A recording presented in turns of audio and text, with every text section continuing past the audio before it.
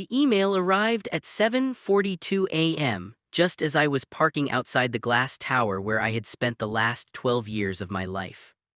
Meeting at 9:00 a.m. with HR and legal. Mandatory attendance. No subject line, no explanation. I already knew. For months, the air in the executive wing had been thick with tension. Whispers followed me down hallways. Meetings went silent when I entered. My calendar invitations were suddenly copied to people who had never been in my projects before. And the timing, God, the timing couldn't have been more obvious. In 6 weeks, my long-term performance bonus would vest. $4 million. It wasn't a lottery win. It wasn't a gift. It was the result of a decade of 70-hour weeks, missed birthdays, canceled vacations, and more red-eye flights than I could count. The bonus was tied to a complex incentive plan, company growth, stock performance, and one final condition: continuous employment through the vesting date. 6 more weeks. I walked into the building with a knot in my stomach. At 9:00 sharp, I sat across from 3 people: the head of HR, the company's general counsel, and my direct supervisor, Martin, who couldn't meet my eyes. The HR director folded her hands. "We're restructuring. Your position is being eliminated effective today." Just like that, 12 years reduced to one sentence. I didn't shout, I didn't beg, I didn't even argue. I simply asked the one question that mattered. "This is without cause, correct?" The lawyer nodded. "Yes, a standard reduction in force." I leaned back in my chair and let myself breathe. Because that single phrase, "without cause," was everything. They slid a severance agreement across the table: 3 months' pay, health insurance, a polite paragraph thanking me for my service. I signed nothing. "May I take this to review?" I asked calmly. "Of course," HR said, though her smile was tight.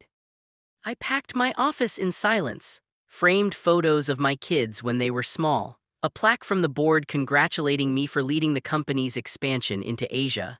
A coffee mug that said "World's Best Dad" in fading blue letters. As I rode the elevator down for the last time, anger finally started to rise, but beneath it something else stirred. Hope. Because years earlier, when the company first offered the executive incentive plan, I had hired my own lawyer to review every word, not the company's legal team. Mine. And there was one clause I had never forgot.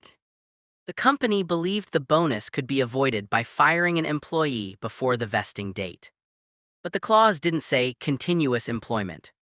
It said, continuous service unless termination occurs without cause and in bad faith to avoid compensation obligations, in which case vesting shall be deemed to occur as scheduled. At the time, my lawyer had smiled and said, "This is your parachute." I went straight to his office. He read the termination notice, the restructuring memo, and the timing of it all. Then he looked up at me, eyes sharp. "They made a mistake," he said. "What kind?" "The kind that costs millions." We filed a claim 2 weeks later. The company's response was swift and aggressive. They denied everything, said the restructuring had been planned for months, said my role was redundant, said the timing was unfortunate but coincidental. But documents have a way of telling the truth. During discovery, emails surfaced, internal strategy memos, a budget forecast highlighting executive bonus liability as a risk to be minimized before Q4. And then there was the one email that changed everything. Sent from the CFO to the CEO 3 months before my termination.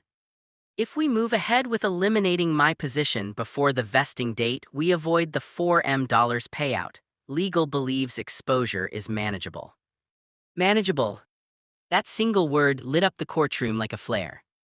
The company tried to settle quietly, first for a fraction of the bonus, then for half, then for $3 million with a confidentiality clause thick as a phone book. I refused. It wasn't about greed anymore. It was about principle. I had built their systems, grown their revenue, led teams across continents, and when it was time to honor the contract they themselves had written, they chose to cut me loose like an expense line on a spreadsheet. The trial lasted 8 days.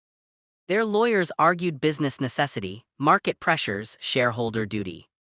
My lawyer stood up and read their own words back to them.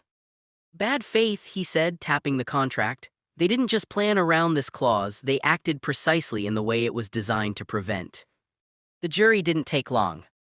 The verdict, wrongful termination in bad faith to avoid compensation, full vesting of the $4 bonus, plus interest, plus legal costs.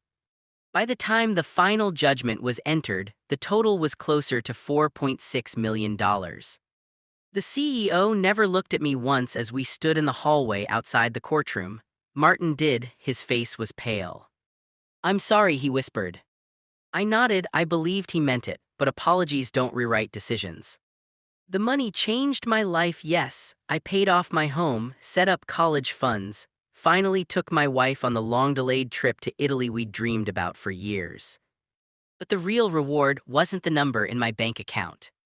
It was the quiet, powerful knowledge that contracts matter, that loyalty should go both ways, and that sometimes the smallest legal detail, the one buried in paragraph 17, subsection C, can stand between someone being discarded and someone being treated with fairness. They fired me to save $4 million. Instead, they taught their entire industry a lesson worth far more.